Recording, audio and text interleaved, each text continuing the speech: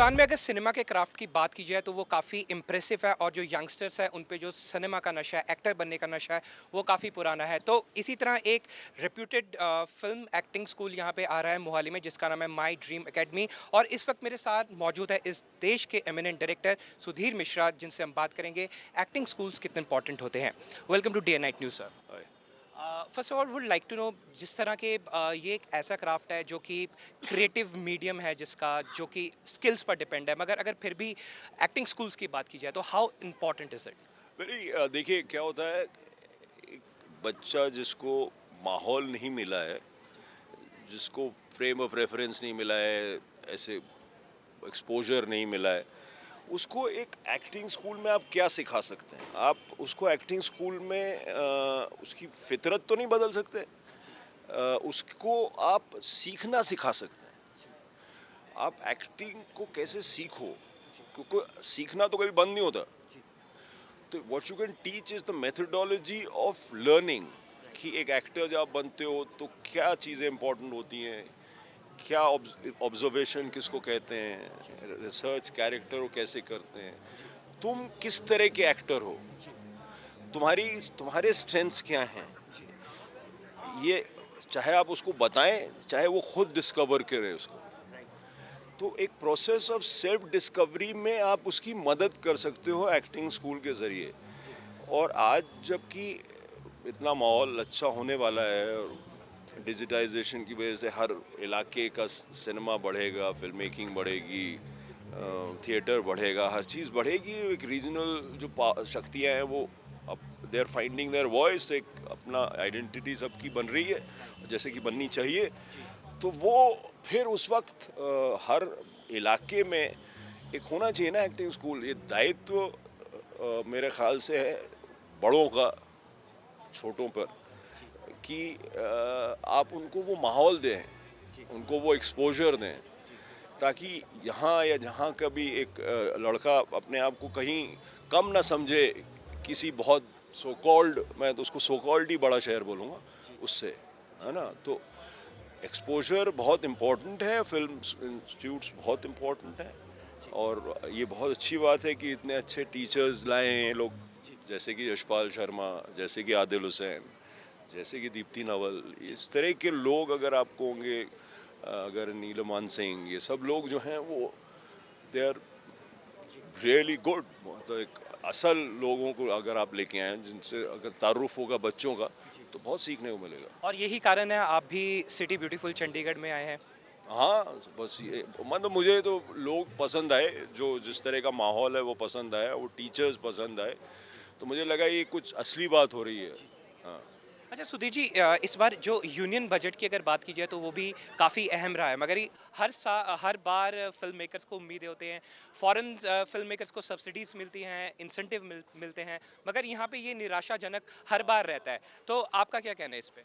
नहीं, पता नहीं क्यों ऐसा है। देखिए मैं तो एक फ़िल्म इंडस्ट्री थी, ये पैदा हुई थी हिंदुस्तान में अंग्रेज़ों के ज़माने में।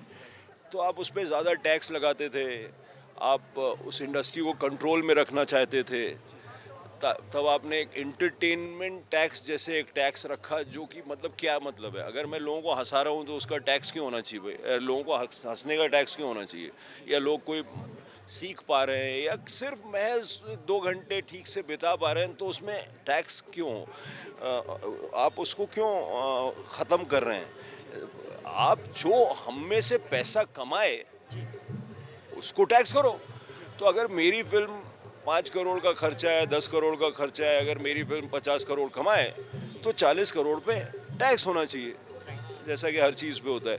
वो तो सही है, लेकिन आप जब मैं फ़िल्म बनाऊँ तो फलां टैक्स, सर्विस टैक्स, वो टैक्स, बाद में एंटरटेनमेंट टैक्स, वो वाला, तो उससे तो आप मुझे एक बड़े तरह के धंधे करने पे मजबूर कर रहे हैं, कि मैं एक बड़ा-सा ऑर्गेनाइज़ेशन बनाऊँ जहाँ वकील हो, सीए हो, ये हो, तो फ़िल्म मेकिंग कब करूँ मैं? और अगर मैं छोटा रहना चाहता हूँ, अगर मैं बहुत बड़ा नहीं बनना चाहता in terms of a company, और इंडिविजुअल रहना चाहता हूँ सिर्फ फ़िल्म मेकर, तो वो मुझे रहने दो ना। अगर मैं पैसे कमाऊँ, मुझे टैक्स करो। अच्छा, अगर आपकी फ़िल्मों की बात की जाए, चाहे वो ख्वाहिश हो और उसके बाद इनकार हो, तो we have seen very intense film और we have observed relationships very closely in your film. So आपका जो फ़िल्म राइटिंग का, फ़िल्म डायरेक्शन का जो प्रोसेस है, वो उसमें आपका जो निजी तजुर्बा है, वो कितना इंक्लूड होता है उसमें? जो स्टोरी टेलिंग का तरीका भी है जो उसका? हाँ, देखिए क्या होता है, जो आप माहौल से आते हैं, जो जो फितरत होती है आपकी, जो जिससे आप गुजरे होते हैं, मतलब अकबर साहब कहा करते थे कि शेर अकबर में कोई कश्म करामात नहीं, दिल पे गुजरी है और कोई बात नहीं। तो बात तो वही है ना, दिल मन तजुर्बा, आप उसको जैसा भी मानो, जो माहौल, जो टीचर आपको मिला था, जो आपके स्कूल में चार दोस्त थे, जो ज़िंदगी में रिश्ते हुए, जो धोखे खाए, जो खुशियाँ हुई, जो एक शुरू में ग्रोथ में पहले 15-16 साल की उम्र तक जो बंदा बन जाता है ना, तो वही फितरत फिर आपकी होती है, जो फिर आप क्राफ्ट सीखते हैं और आप कहानी बेहतर कह लेते हैं।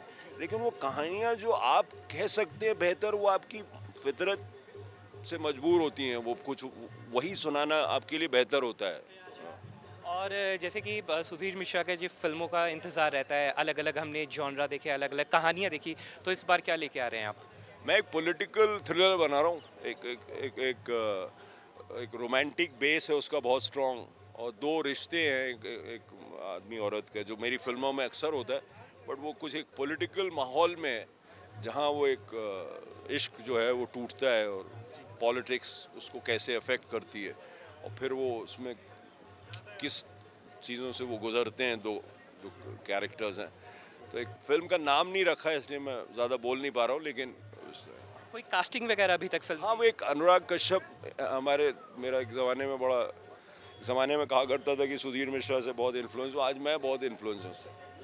तो वो उसने एक फिल्म बनाई है अगली, उसकी जो नई फिल्म है, जो 19 सितंबर को रिलीज़ होगी, उसमें एक एक्टर इंट्रोड्यूस कर रहा है, वो राहुल भट्ट, तो उसको लेके बना रहा हूँ। तो जी, हमसे बात करने के लिए बहुत-बहुत शुक्रिया। Thank you very much. Thank you. Thank you.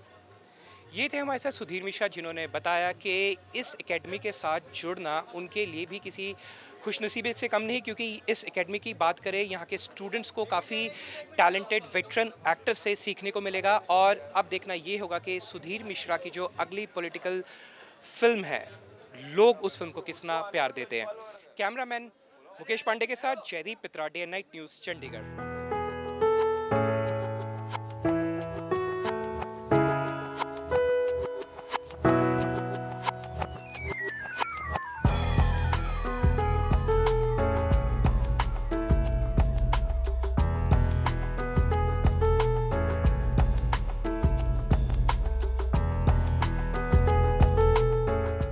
खबरों की दुनिया में आइए, हमारे साथ कहीं भी और कभी भी जुड़िए।